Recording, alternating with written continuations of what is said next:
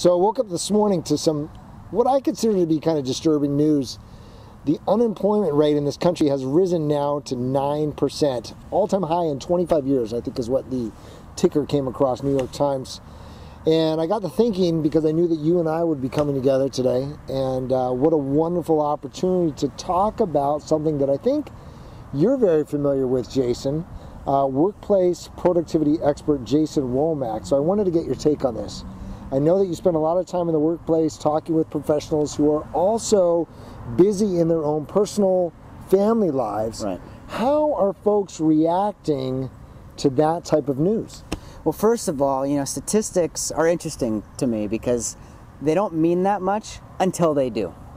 And that 9%, and whether it's by state or county or country, until it means something, it's really one of those things we read about, we hear about. One of my clients in London and New York, same company, different locations, they actually had a 10% reduction across the board. So incredible. 10% of that organization at one point was unemployed. So when I see that in the paper, it's not that I'm not surprised, but I think what happens is people are starting to hear about that. Now, what you and I have been really interested in over the past long time has been this coming together of what we call the 9 to 5 and then the 5 to 9. Whether the hours are exact, but there's work and then there's life, there's career, and then there's family. And so one of the things that we talk about in productivity, work-life balance, and workplace performance is this idea, if you were going to get away, if you weren't going to let the news weigh you down, how do you go back and engage with your family? Because I think that's the reality of it, is there is that statistic, yeah, but how you respond to that, right. You could ask 10 different people exactly the same question. How do you respond to that news? You're going to get 10 completely different answers because people look at the statistic and they respond differently. So I was on the phone yesterday with a client in Colorado, and this is a gentleman that we've been working with for a couple of years, and he says to me, Jason, I want to get away for the weekend. I'm just slammed at work. I've got so much going on at work. How do I get away from it all? How do I just leave it behind for a little bit? And let me give the tip of the video here.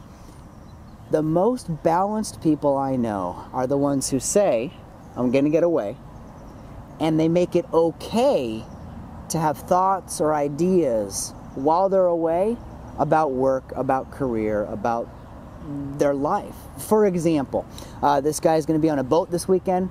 I said, look, put a legal pad in the glove box of the boat, have a pen nearby. When you start thinking about work, now notice that word, by the way, when, not if, because if you give you 4 hours, probably some thoughts, independent of what you're doing, are going to show up. You and I, we go for a bike ride, we go for a hike, we go to the movies. At some point during that experience, another thought's going to come in.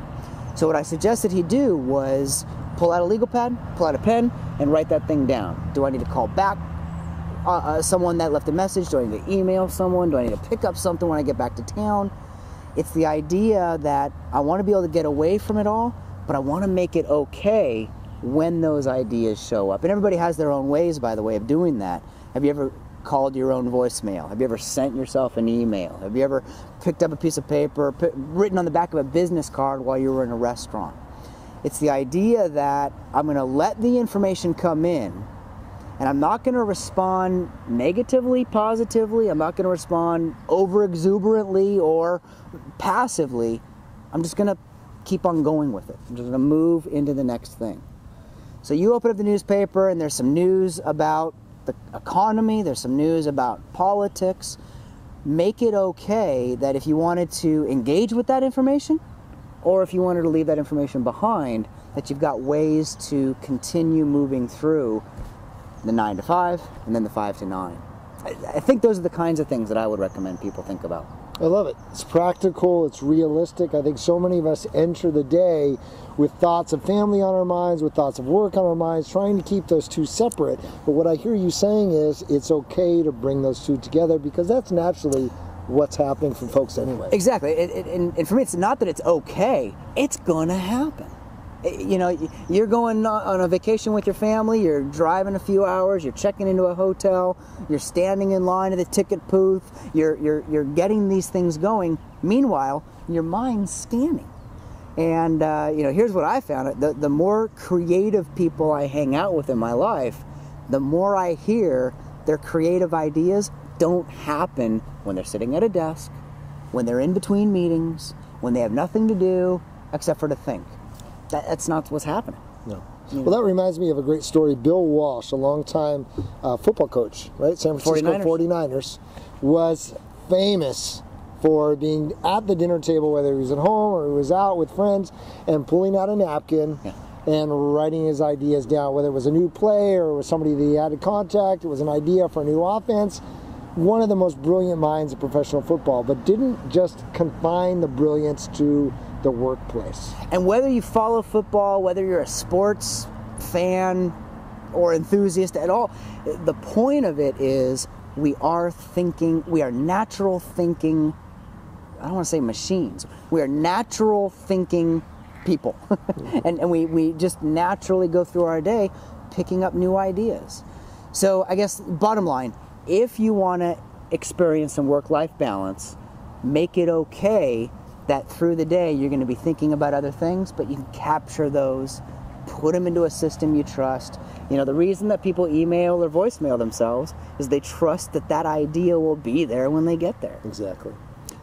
So, Jason Womack, workplace productivity expert, always happy to have him here with us. Have a wonderful rest of your day. Take care.